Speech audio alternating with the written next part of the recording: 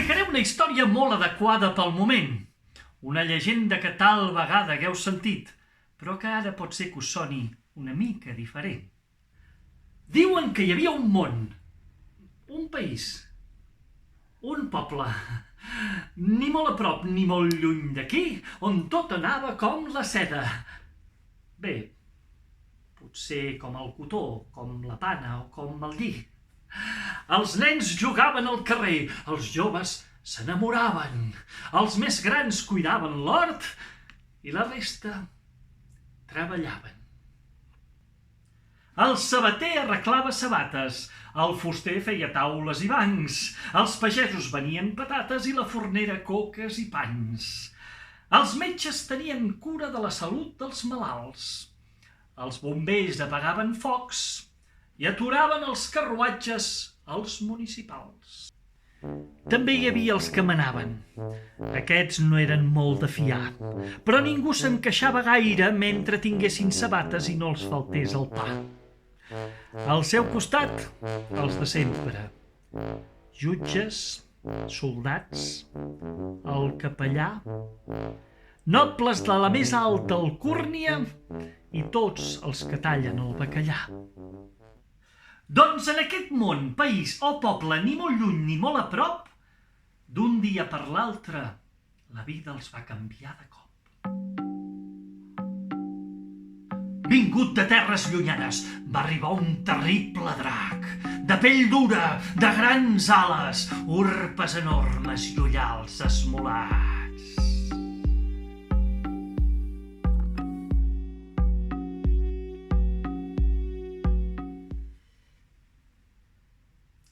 De fet, era més aviat petit.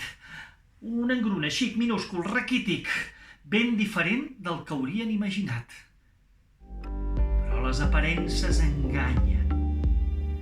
Al pot petit hi pot haver el verí més letal. I aquella terrible bèstia venia disposada a fer mal.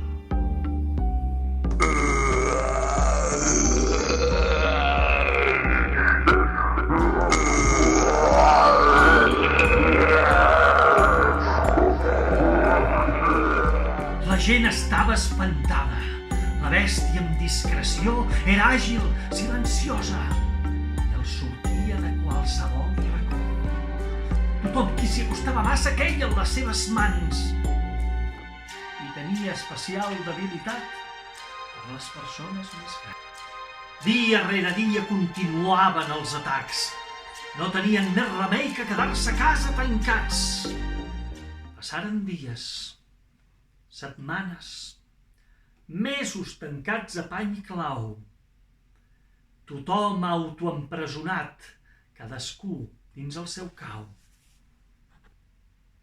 Si sortien per buscar menjar, es tapaven la boca amb un mocador perquè el drac no els descobrís sentint la seva respiració. Mentrestant els que manaven pensaven, xerraven, barrinaven, discutien, necessitaven temps per saber què farien. Finalment, com a primera mesura, cridaren un expert en batalles, el capità general.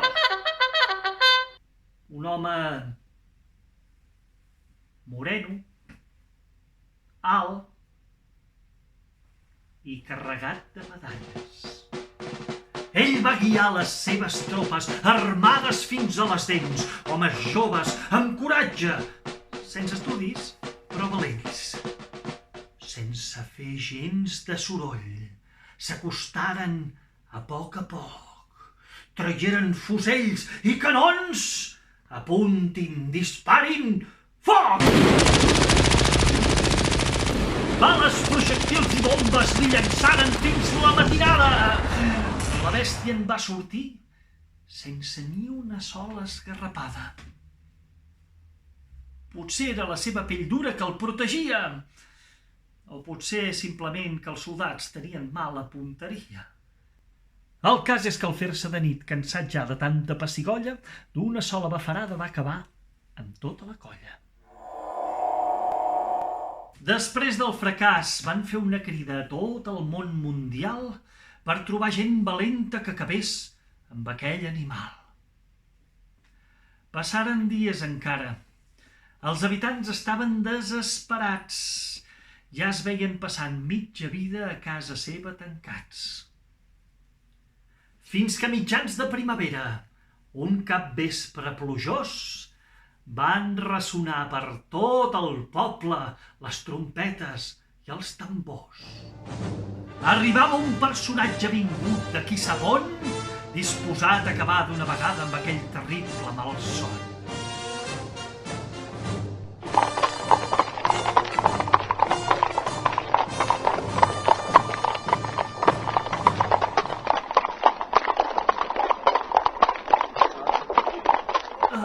La casualitat va voler que un tros més avall, just en aquell moment passés a galop un cavall.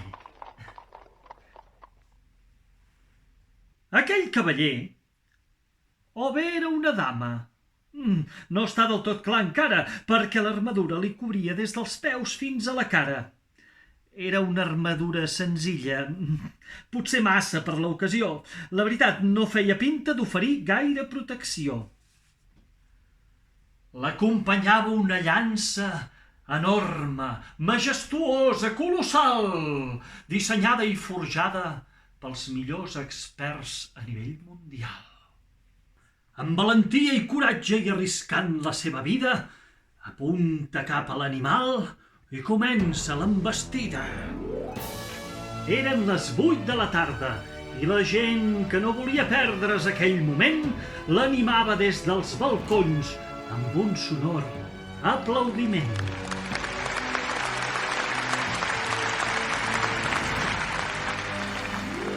El nostre heroi, o heroïna, s'aferra ben fort a la llança, no té cap mena de por i es mira el drac cara a cara. Fa unes passes enrere per poder agafar carrera, li clava la llança al cantó esquerre i el drac cau mort a terra. Després de la punxada, en poc menys d'un segon, la bèstia va desaparèixer per sempre més d'aquest món.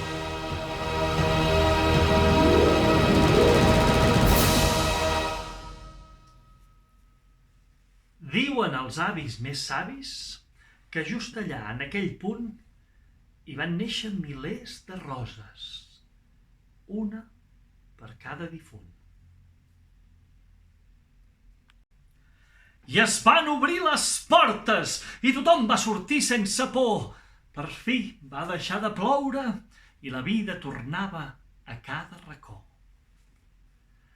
Els nens tornaven al carrer, els joves s'enamoraven de nou, els més grans recuperaven l'hort i la resta a guanyar-se el sou.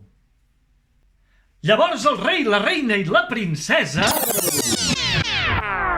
No. En aquesta història no hi surt cap família reial. És una història de la gent del poble, de gent senzilla, de gent normal. El nostre misteriós personatge, tal com va venir, se'n va anar. La seva feina no s'acabava aquí. Sempre hi haurien més dracs per matar.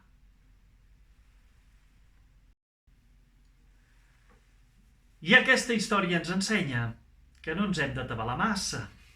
Per malament que vagin les coses, al final